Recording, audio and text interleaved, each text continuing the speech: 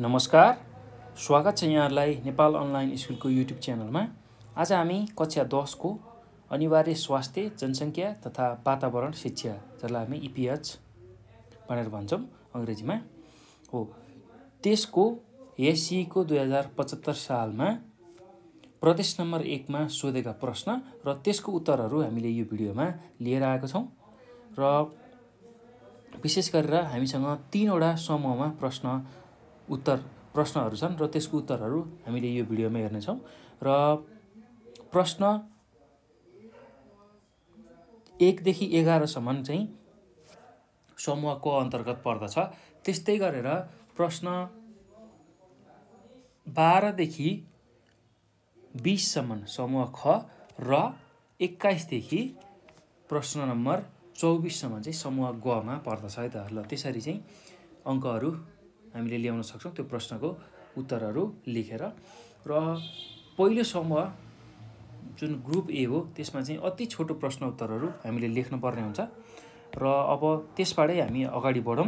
र group A अन्तर्गत अति छोटो प्रश्न उत्तरहरू छ जसमा हामीलाई 11 वटा प्रश्नहरू दिएको छ र त्यसको उत्तरहरू हामी क्रमिक रूपमा अब लेख्दै छौँ है त। र प्रत्येक चाहिँ प्रश्नले 1 अङ्क ल्याउनको लागि सहयोग पुर्याउँछ र त्यसकै उत्तरहरू अब हामी लेख्दै जान्छौँ है त। ल पहिलो प्रश्न पढौँ र त्यसको उत्तर पनि हामी लेखौँ। पहिलो प्रश्न के छ भन्दाखेरि रीतिरिवाज, परम्परा र चाडपर्व स्वास्थ्य, जनसङ्ख्या र वातावरण शिक्षाको कुन पक्ष अन्तर्गत पर्दछ भनेर सोधेको छ। ल परम्परा, त्यस्तै गरेर रीतिरिवाज र चाडपर्व चाहिँ स्वास्थ्य, जनसङ्ख्या र वातावरण शिक्षाको कुन पक्ष अन्तर्गत पर्दछ भनेर हामीलाई सोधेको छ। ल यो चाहिँ अब यसको उत्तरमा कसरी लेख्न सकिन्छ भने रीतिरिवाज, परम्परा र चाडपर्व स्वास्थ्य, जनसङ्ख्या र वातावरण शिक्षाको सामाजिक तथा सांस्कृतिक पक्ष अन्तर्गत पर्दछ भनेर हामीले लेख्न सक्छौँ है त। ल त्यही कुरालाई हामी उत्तरको रूपमा लेखौँ। प्रश्न नम्बर 1 को उत्तरमा हामीले के लेख्न सक्छौँ भने 1 नम्बरको उत्तरमा रीतिरिवाज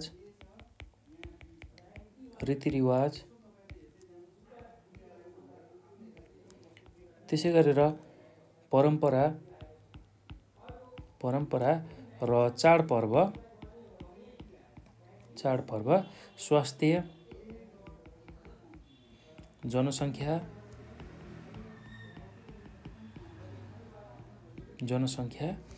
र वातावरण शिक्षाको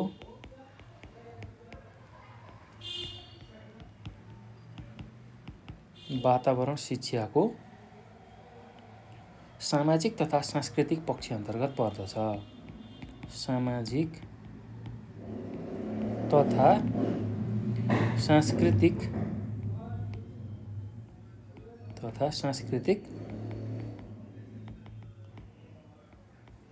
पक्ष अन्तर्गत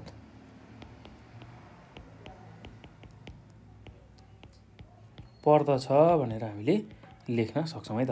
ल त्यस्तै अब दोस्रो नम्बरको प्रश्नमा जाउँ। दोस्रो नम्बरको प्रश्नमा के छ भन्दाखेरि यदि कुनै एक निश्चित ठाउँको मध्यवर्षको जनसङ्ख्या 2,50,000 र कुल जीवित जन्मेका बच्चाहरूको सङ्ख्या 3,000 भए कोरा जन्मदर कति होला भनेर सोधेको छ। ल अब यसको उत्तर पनि एकदम सजिलो छ र सुरुमा हामीले के गर्छौँ यसको उत्तर लेख्नको लागि, यसको उत्तर निकाल्नको लागि अब हामीलाई अहिले हिसाब सोधेको छ। हिसाबमा के निकाल भनेको छ, कोरा जन्मदर निकाल भनेर सोधेको छ। र कोरा जन्मदरको हामीलाई सूत्र थाहा भयो भने हामीले सजिलै यसको उत्तर निकाल्न सक्छौँ है त। र कोरा जन्मदर निकाल्ने सूत्र भनेको के हुन्छ भन्दाखेरि जीवित शिशुहरूको सङ्ख्यालाई कुल सङ्ख्या भनेको कुल जनसङ्ख्याले भाग गरेर 1000 ले गुणन गऱ्यौँ भने हामीले कोरा जन्मदर निकाल्न सक्छौँ है त। ल त्यो कुरा चाहिँ तपाईँहरूलाई थाहा हुनु पऱ्यो है त। यति कुरा थाहा भयो भने यो कोरा जन्मदर कसरी निकाल्ने त्यो सूत्र थाहा भयो भने तपाईँहरूले सजिलै निकाल्न सक्नुहुन्छ है त।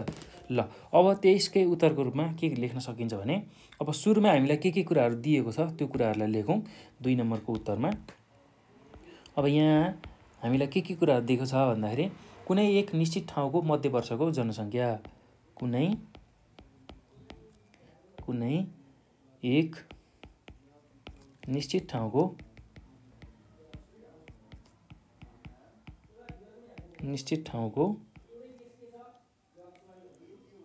मध्यवर्षको जनसङ्ख्या।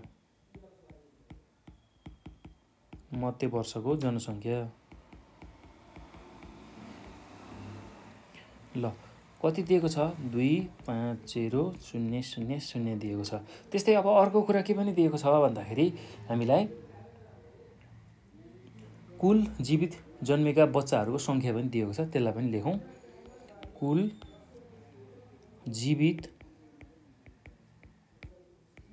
जीवित जन्मेका बच्चाहरूको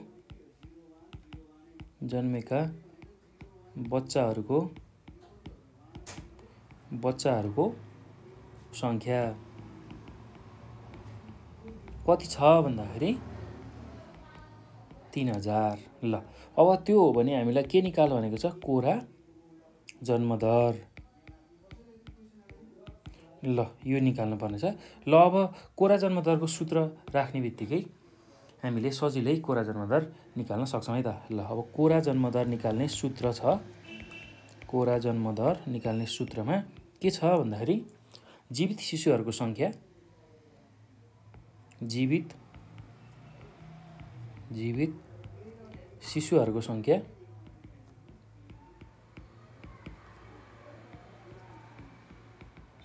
सङ्ख्या त्यसलाई केले भाग गर्नु पर्यो भन्दाखेरि कुल जनसङ्ख्याले, अर्थात् एक निश्चित ठाउँमा जन्मेको एक निश्चित ठाउँमा भएको मध्यवर्षको जनसङ्ख्याले, जसलाई हामी कुल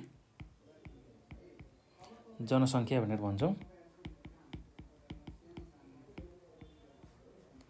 र त्यसलाई के गर्नु पर्यो? 1000ले गुणन गर्नु पर्यो। त्यो गरेपछि कोरा जन्मदर निक्लिन्छ है त। ल अब हामीलाई के कुराहरू दिएको छ भन्दाखेरि जीवित शिशुहरूको सङ्ख्या दिएको छ।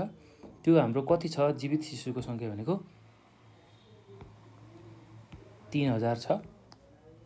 त्यसलाई कतिले भाग गर्नु पर्यो भने एक निश्चित ठाउँको मध्यवर्षको जनसङ्ख्याले भाग गर्नु पर्यो। ल त्यसको मान कति छ भन्दा 2500000 इन्टु अब 1000ले फेरि गुणन गर्नु पर्नेछ। ल यो 3टा शून्य र यो 3टा शून्य काट्यो, यो शून्य र यो शून्य पनि काट्यो, र 300लाई 25ले भाग गर्दाखेरि 12 आउँछ है त। ल यो चाहिँ प्रति हजारमा लेख्नुपर्ने हुन्छ है। प्रति हजारमा यहाँ हामीले 1000ले गुणन गरेका छौँ, त्यो भएको हुनाले प्रति हजारमा चाहिँ 12 आउने भयो। ल 1000 जना मध्ये 12 जना चाहिँ जन्मिने रहेछन् भनेर हामीले बुझ्न सक्छौँ है त। ल अब त्यही कुरालाई हामीले निष्कर्षको रूपमा लेखौँ। तसर्थ त्यस ठाउँमा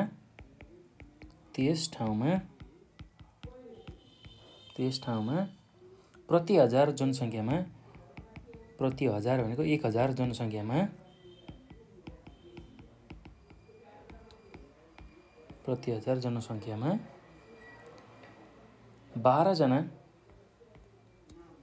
12 जना जीवित शिशुको जन्म भएको थियो। जीवित शिशुको जन्म भएको थियो।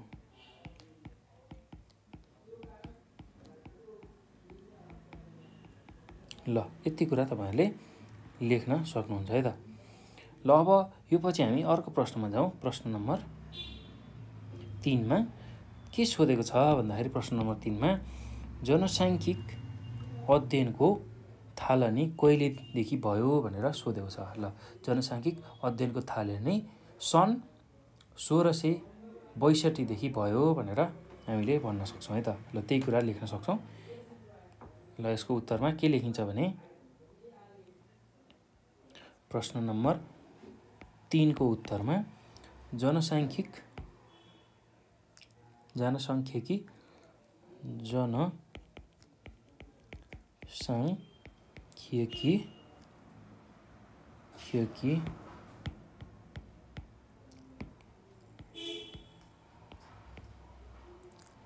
अध्ययनको थालनी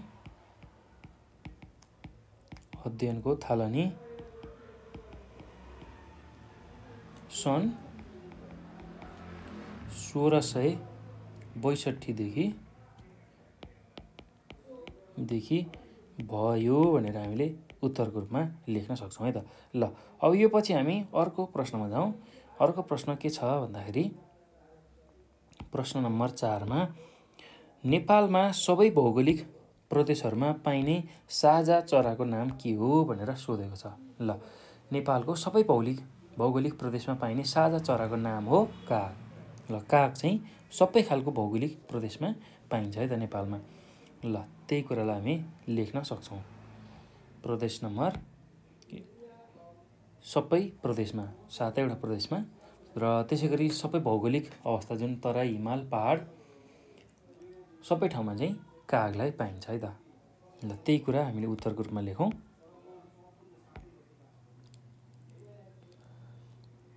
नेपालमा सबै भौगोलिक प्रदेशहरूमा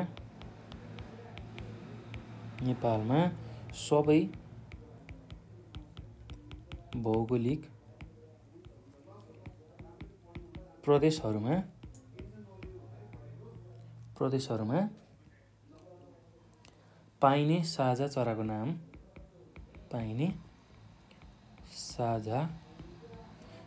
नाम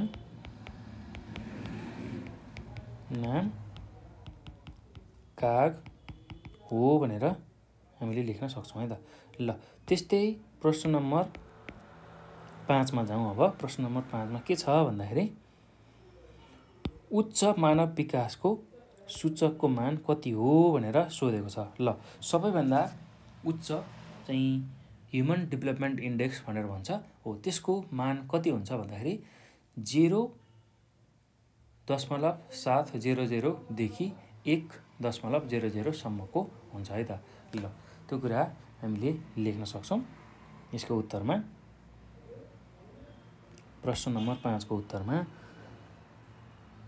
उच्च मानव विकासको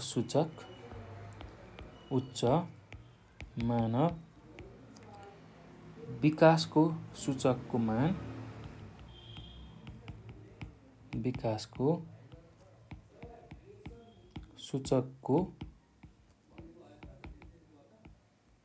मान 0.700 देखि 1.000 सम्म हो भनेर हामीले लेख्न सक्छौँ है त। ल यति कुरा तपाईँहरूले सजिलै लेख्न सक्नुहुन्छ। ल त्यसै गरी अब अर्को प्रश्नमा जाउँ। प्रश्न नम्बर 6 मा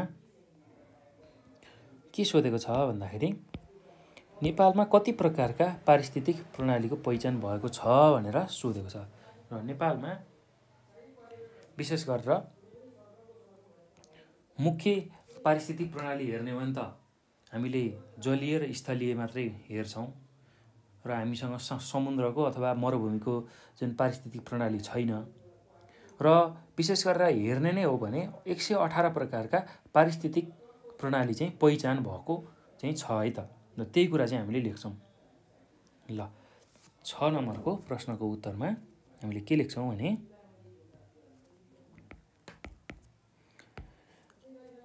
नेपालमा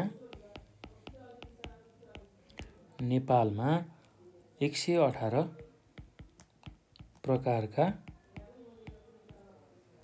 प्रकारका पारिस्थितिक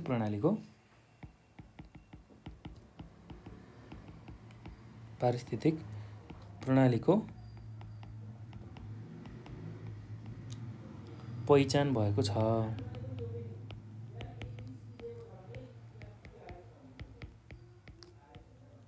ल यही कुरा तपाईँहरूले लेख्नु होला है त। अब प्रश्न नम्बर 7 मा जाउँ। 7 नम्बरको प्रश्नमा के छ भन्दाखेरि हेपाटाइटिस बीलाई किन साइलेन्ट किलर पनि भनिन्छ भनेर सोधेको छ। ल अब यसको उत्तर के लेख्न सक्नुहुन्छ भने हेपाटाइटिस बीले थाहै नहुने गरी मानिसको मृत्यु गराउने भएकाले यसलाई साइलेन्ट किलर पनि भनिन्छ भनेर हामीले लेख्न सक्छौँ है त उत्तरमा। ल 7 नम्बरको प्रश्नको उत्तरमा के लेख्न सकिन्छ भने हेपाटाइटिस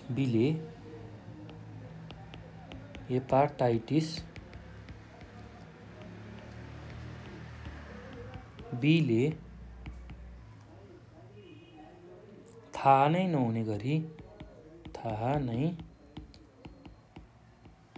नहुने गरी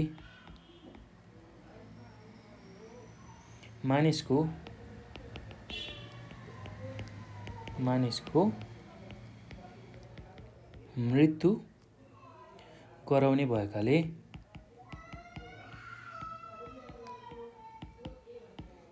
भएकाले यसलाई अथवा यस रोगलाई साइलेन्ट किलर पनि भनिन्छ। साइलेन्ट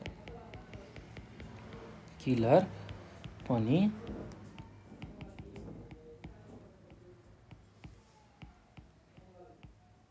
भनिन्छ भनेर हामीले लेख्न सक्छौँ है त। ल अब यो पछि प्रश्न नम्बर 8 मा जाउँ। अर्को प्रश्न के छ भन्दाखेरि तपाईको विचारमा गर्भावस्थामा किन लिङ्ग निर्धारणको परीक्षण निषेध गरिएको हो भनेर सोधेको छ। ल अब तपाईको विचारमा गर्भावस्थामा किन लिङ्ग निर्धारणको परीक्षणलाई निषेध गरिएको हो भनेर सोधेको छ र यसको उत्तरमा के लेख्न सकिन्छ भने भ्रूण हत्या हुने सम्भावना बढ्ने भएकाले गर्भावस्थामा लिङ्ग निर्धारणको परीक्षण निषेध अथवा निषेधित गरिएको हो भनेर हामीले यसको उत्तरमा लेख्न सक्छौँ है त। ल एकदम सहज छ, त्यस्तो गाह्रो केही पनि छैन। ल 8 नम्बरको प्रश्नको उत्तरमा हामीले के लेख्न सक्छौँ भने भ्रूण हत्या हुने सम्भावना बढ्ने भएकाले भ्रूण हत्या हुने सम्भावना बढ्ने भएकाले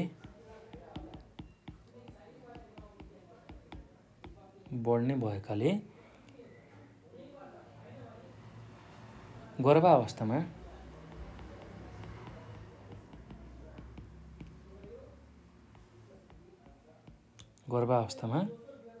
लिङ्ग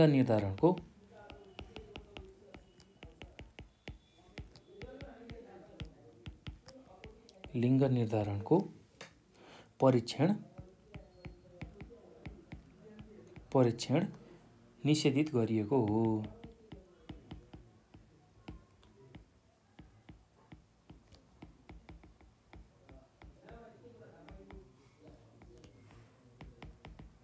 ल यो कुरा तपाईहरुले लेख्न सक्नुहुन्छ है त। अब अर्को प्रश्नमा जाउँ। प्रश्न नम्बर 9 मा के छ भन्दाखेरि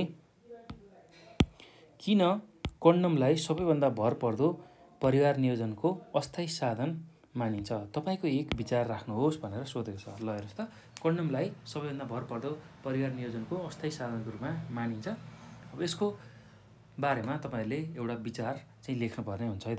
ल अब यसको उत्तरमा के लेख्न सकिन्छ भने यौन प्रसारित रोगको रोकथाम गर्ने तथा 79.9% परिवार नियोजनको प्रभावकारी हुने वैज्ञानिक आधार भएकाले कन्डमलाई सबैभन्दा भरपर्दो परिवार नियोजनको अस्थायी साधन मानिन्छ भनेर हामीले लेख्न सक्छौँ है त। ल त्यही कुरालाई लेखौँ। प्रश्न नम्बर 9 को उत्तरमा यौन प्रसारित रोगको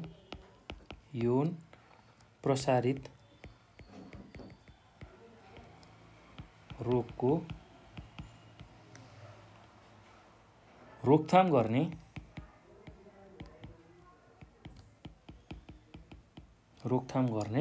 तथा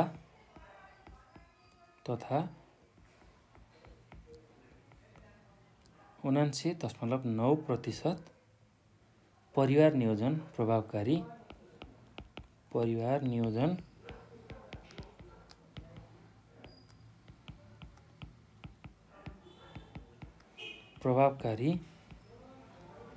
हुने वैज्ञानिक आधार भएकाले वैज्ञानिक आधार भएकाले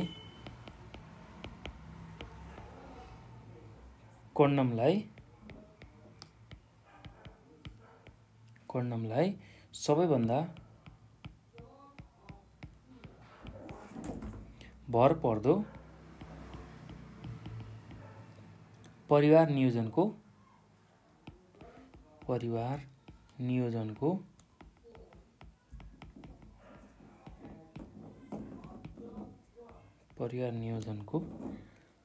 अस्थायी साधन मानिन्छ।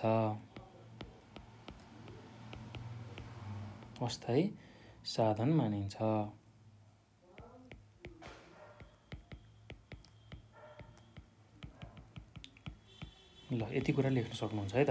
अब प्रश्न नम्बर 10 मा जाउँ। प्रश्न नम्बर 10 मा के सोधेको छ भन्दाखेरि प्राथमिक उपचारको कुनै एउटा उद्देश्य लेख्नुहोस् भनेर सोधेको छ। ल प्राथमिक उपचारको प्रमुख उद्देश्य अथवा एउटा उद्देश्य भनेको बिरामी वा घाइतेलाई आवश्यकता अनुसार चिकित्सक कहाँ पुर्याउने। ल त्यही कुरा हामीले लेख्न सक्छौँ प्रश्न नम्बर 10 को उत्तरमा। के लेख्न सकिन्छ भने प्राथमिक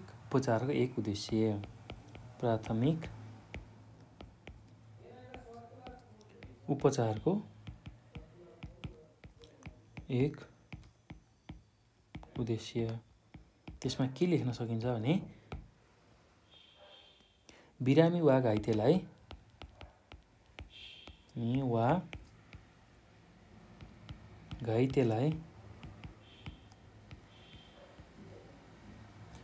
आवश्यकता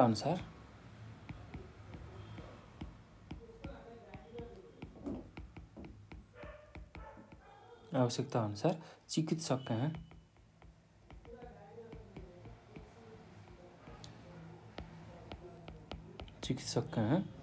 पुर्याउने।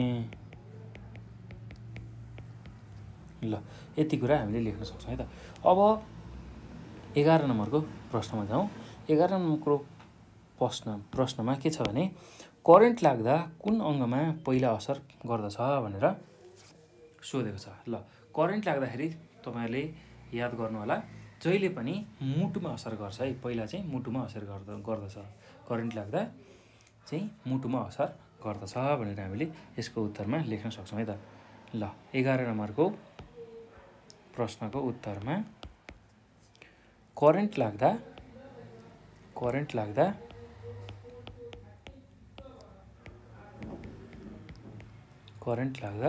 पहिला मुटुमा असर पर्दछ